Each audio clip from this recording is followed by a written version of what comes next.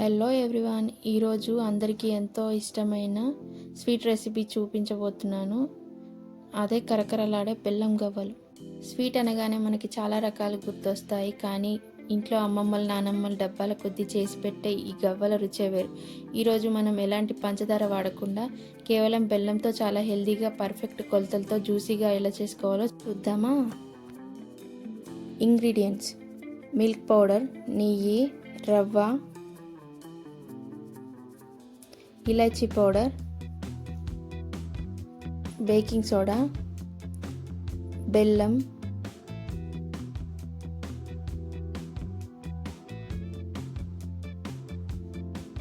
మైదా.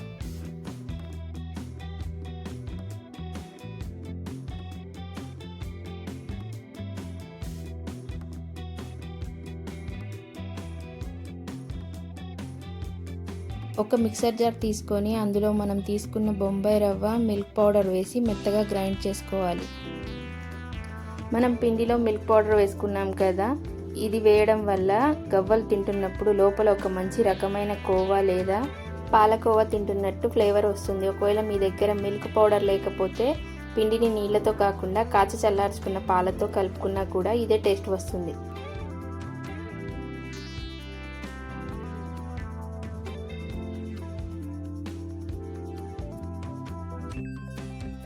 ఇప్పుడు ఒక పెద్ద బౌల్ తీసుకొని అందులో మైదా పిండి, మనం గ్రైండ్ చేసి రవ్వ మిశ్రమం, చిటికెడు వంట సోడా వేసుకోవాలి. ఏ స్వీట్ చేసినా అందులో ఒక చిటికెడు ఉప్పు వేస్తే ఆ స్వీట్ రుచి మరింత పెరుగుతుంది. ఇలా పిండి కలుపుతుండగా ఒక చిన్న విషయం మాట్లాడుకుందాం. అసలు ఈ గవ్వలు అనే పేరు ఎలా వచ్చిందో తెలుసా? ఇవి చూడడానికి సముద్ర తీరంలో దొరికే గవ్వల ఆకారంలో ఉంటాయి కాబట్టి వీటికి ఆ పేరు వచ్చింది.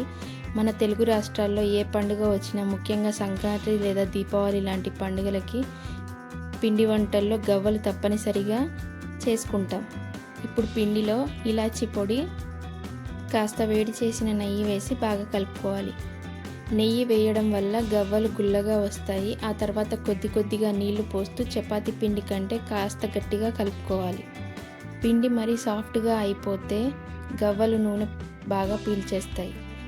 ఒకవేళ మైదా అస్సలు వద్దు అనుకునేవారు పర్ఫెక్ట్ హెల్దీ ఆప్షన్ కోసం గోధుమ పిండితో కూడా ఇదే ప్రాసెస్ ఫాలో అవ్వచ్చు. కాకపోతే గోధుమ పిండితో చేసినప్పుడు గవ్వలు కొంచెం గట్టిగా వచ్చే ఛాన్స్ ఉంది, కాబట్టి నెయ్యి వేడి చేసి కొంచెం ఎక్కువ వేసుకోవాలి. మనం వాడే బెల్లం పైన కూడా ఈ స్వీట్ కలర్ ఆధారపడి ఉంటుంది. మార్కెట్లో దొరికే తాటి బెల్లం కంటే కాస్త ముదురు రంగులో ఉండే తాటి బెల్లం లేదా ఆర్గానిక్ బెల్లం వాడితే గవ్వలకి మంచి గోల్డెన్ బ్రౌన్ కలర్ వస్తుంది. అంతేకాదు, కెమికల్స్ లేని బెల్లం వాడటం వల్ల ఆరోగ్యానికి కూడా చాలా మంచిది.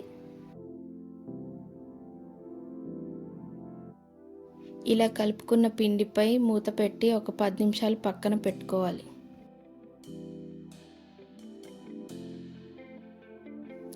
ఈ గవ్వల రెసిపీ ఎక్కడ స్కిప్ చేయకుండా చివరి వరకు చూడండి. 10 నిమిషాల తర్వాత పిండి బాగా నానుతుంది. ఇప్పుడు ఈ పిండిని చిన్న చిన్న ముక్కలుగా కట్ చేసుకొని చిన్న చిన్న ఉండలుగా చేసుకోవాలి.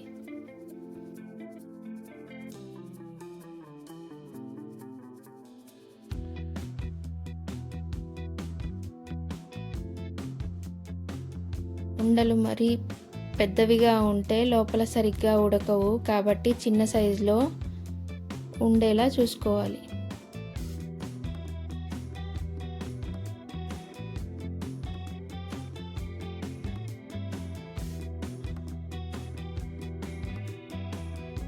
ఇప్పుడు గవ్వలు చేయడానికి మార్కెట్లో గవ్వల చెక్క దొరుకుతుంది. ఒకవేళ మీ దగ్గర ఇది లేకపోతే మన ఇంట్లో ఉండే కొత్త దువ్వెన లేదా పూరీలు తీసే చిల్లుల గరిటె వెనక భాగంపై కూడా ఇలా గవ్వలు చేసుకోవచ్చు.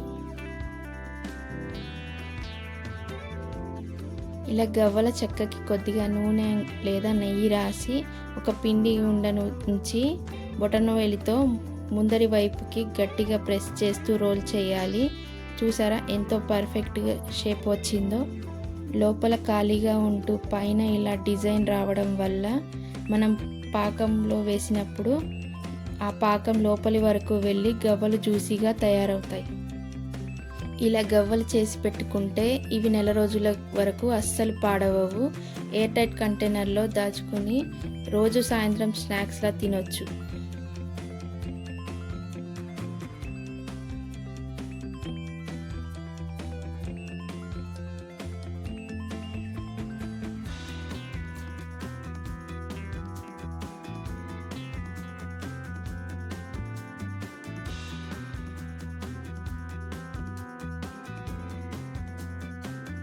ఇలా గవ్వలన్నీ చేసి పక్కన పెట్టుకోవాలి.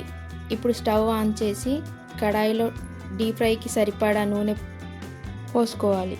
నూనె మీడియం హీట్లో ఉండాలి. మరీ ఎక్కువగా వేడి ఉంటే గవ్వలు వేయగానే పైన రంగు వచ్చేస్తాయి, కానీ లోపల పచ్చిగా ఉండిపోతాయి.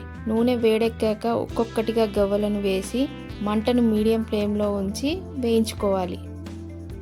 ఈ గవ్వలు వేగే లోపల మనం ఒక చిన్న విషయం మాట్లాడుకుందాం.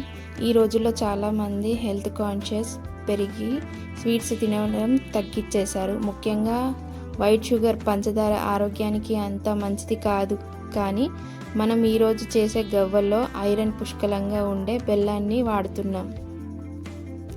బెల్లం మన జీర్ణక్రియకు చాలా మంచిది. అందుకే పిల్లలకు బయట దొరికే జంక్ ఫుడ్స్ ఇచ్చే బదులు ఇలా ఇంట్లోనే బెల్లంతో సాంప్రదాయక వంటలు చేసి పెడితే రుచికి రుచి, ఆరోగ్యానికి ఆరోగ్యం.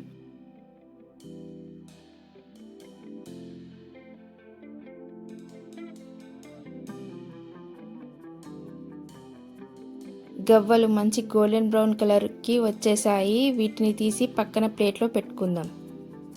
ఇప్పుడు పాకం కోసం వేరే గిన్నెలో 1 కప్పు బెల్లం తురుము, అలాగే 1 కప్పు నీళ్లు పోసి కరిగించుకోవాలి. బెల్లం పూర్తిగా కరిగాక ఒకసారి వడకట్టుకుంటే అందులో ఉండే ఇసుక ఏమైనా ఉంటే పోతుంది. మళ్ళీ ఆ బెల్లం నీటిని స్టవ్ పై పెట్టి మరిగించాలి.